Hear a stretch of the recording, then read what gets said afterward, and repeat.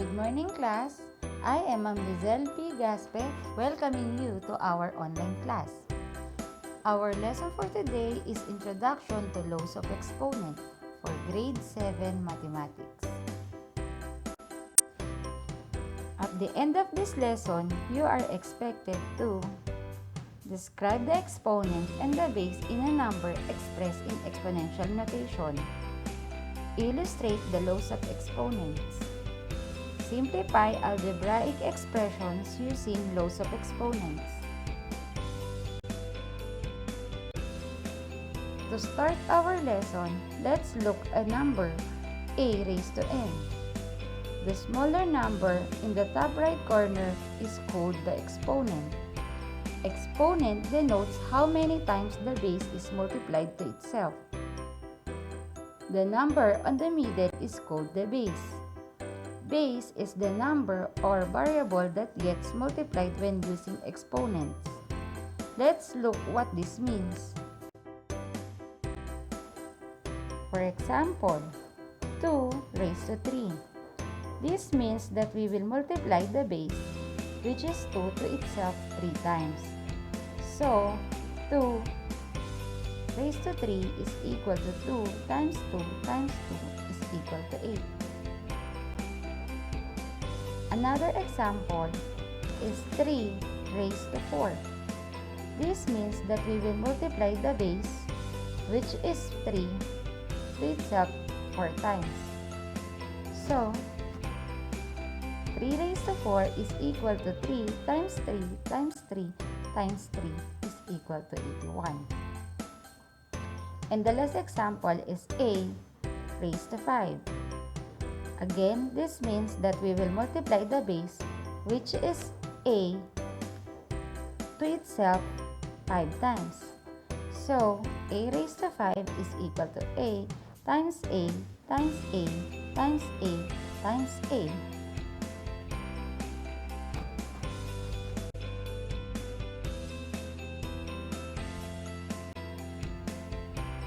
So, let's define the laws of exponent.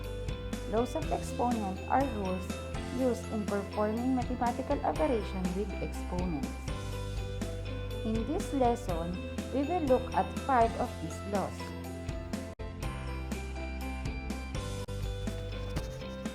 The first law we will be looking at is the product law. It states that for any number m and integers x and y, m raised to x times m raised to y is equal to m raised to quantity x plus y.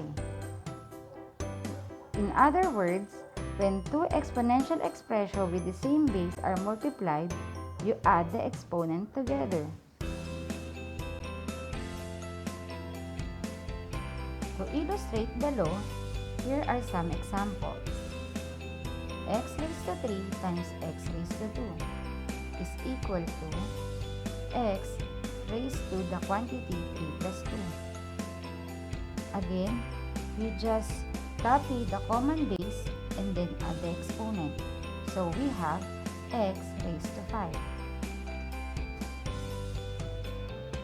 Another example is y raised to 5 times y raised to 4 is equal to y raised to the quantity of 5 plus 4 is equal to y raised to 9.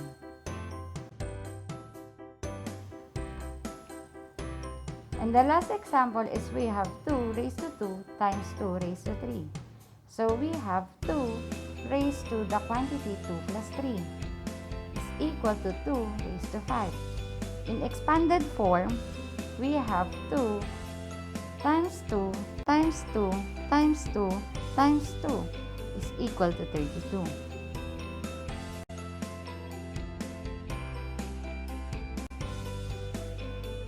The second law is the quotient law. For any numbers m and integers x and y, m raised to x divided by m raised to y is equal to m raised to the quantity x minus y. When two exponential expressions with the same base are divided, you subtract the exponents. For example, a raised to 5 divided by a raised to 2 is equal to a raised to the quantity 5 minus 2 is equal to a raised to 3. Another example is x raised to 9 divided by x raised to 2 is equal to x raised to the quantity 9 minus 2. And the result is x raised to 7. The last example we have 4 raised to 6 divided by 4 raised to 4 is equal to 4 raised to 6 minus 4 is equal to 4 raised to 2. In expanded form, we have 4 times 4 is equal to 16.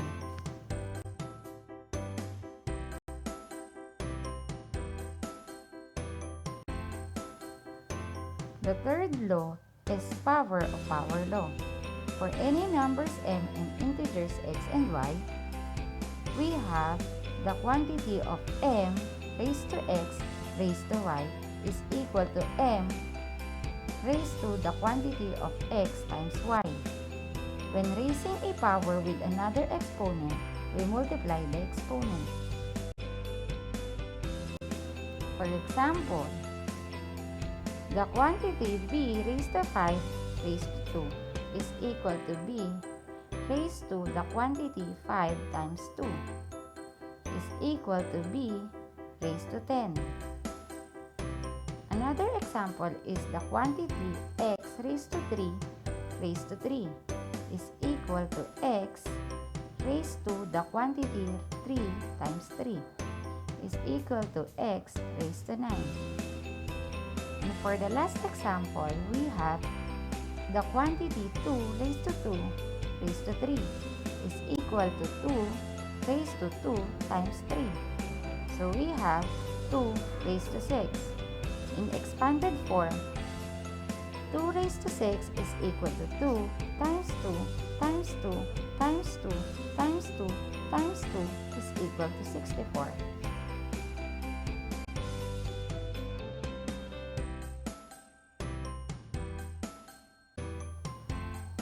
The fourth law of exponent is power of product law.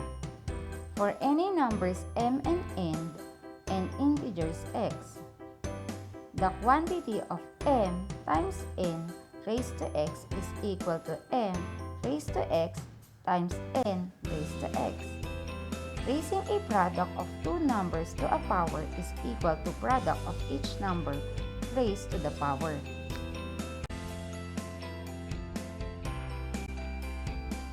Examples: the quantity of x and y raised to 3 is equal to x raised to 3 times y raised to 3. The second example is we have the quantity of a, b raised to 5 is equal to a raised to 5 times b raised to 5. And for the last example, we have 6 raised to 3. Remember that 6 is the product of 3 and 2. So we have the quantity of 3 times 2 raised to 3 is equal to 3 raised to 3 times 2 raised to 3 is equal to 3 times 3 times 3 times 2 times 2 times 2. So we have 27 times 8 is equal to 216.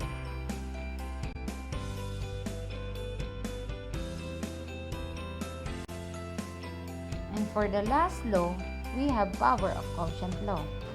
For any numbers m and n and integers x, the quantity of m divided by n raised to x is equal to the quantity of m raised to x divided by n raised to x. Raising a quotient of two numbers to a power is equal to quotient of each number raised to the power. For example, the quantity of m divided by n raised to 2 is equal to m raised to 2 divided by n raised to 2. Another example, we have x divided by y raised to 3 is equal to x raised to 3 divided by y raised to 3. And for the last example, we have the quantity of 3 divided by 2 raised to 3 is equal to 3 raised to 3 divided by 2 raised to 3. In expanded form, we have 3 times 3 times 3 is equal to 27. And 2 times 2 times 2 is equal to 8. So the result is 27 over 8.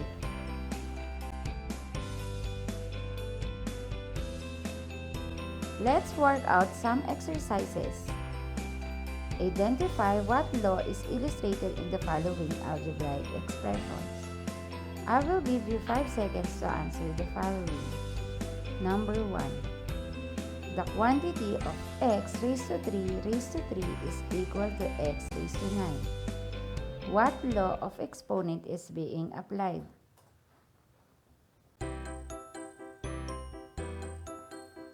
That's correct. Power of a power law. Number 2. The quantity of a, b raised to 3 is equal to a raised to 2 times b raised to 2.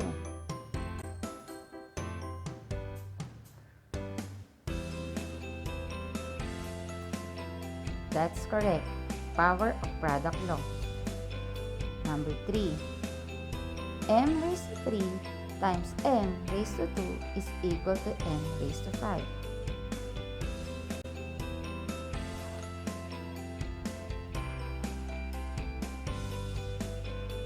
That's correct. Product law. The fourth one is y raised to 4 divided by y raised to 2 is equal to y raised to 2.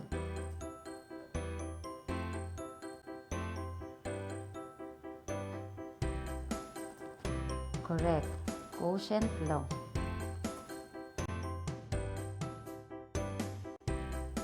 And for the last example, we have the quantity a over b raised to 3 is equal to a raised to 3 divided by b raised to 3.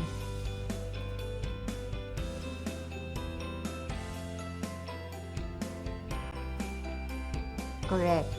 Power of quotient law.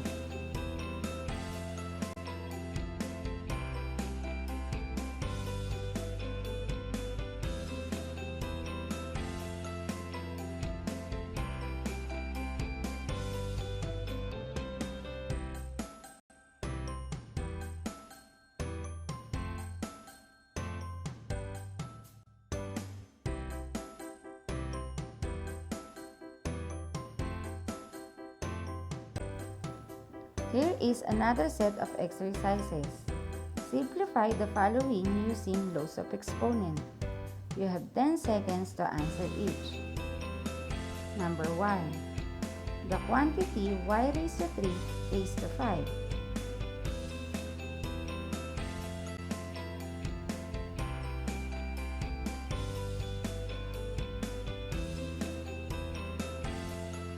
So the solution is y raised to the quantity 3 times 5 is equal to y raised to 15.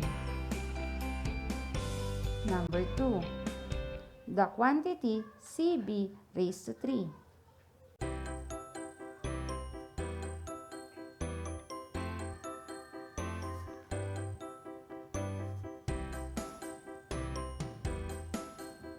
That's correct. C raised to 3 times b raised to 3. Number 3. Z raised to 3 times z raised to 2.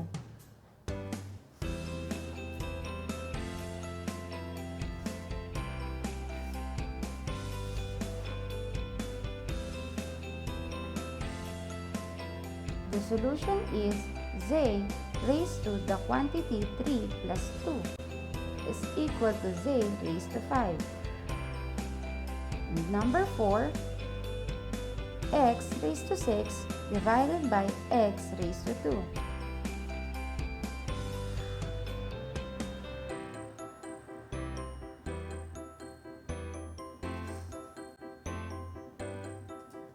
The solution is x raised to the quantity 6 minus 2. So the answer is x raised to 4. And for the last one, we have the quantity a divided by b raised to 7.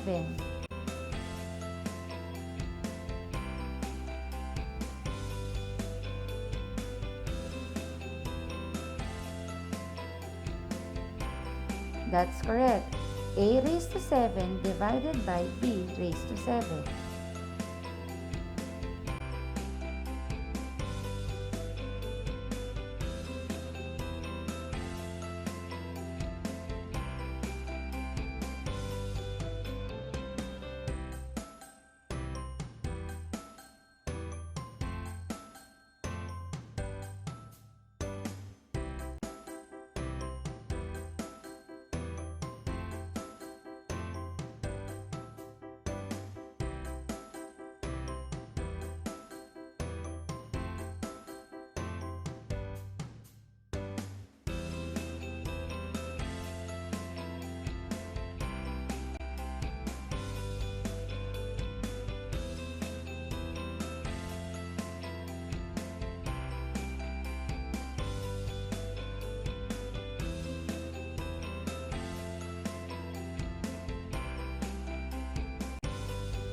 To sum up the lesson, 5 of the laws of exponents are product law, quotient law, power of power law, power of product law, power of quotient law.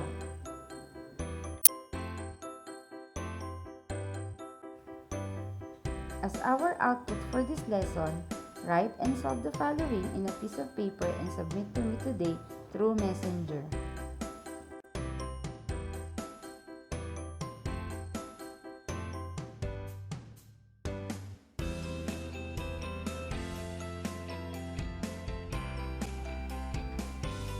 This concludes our lesson for today.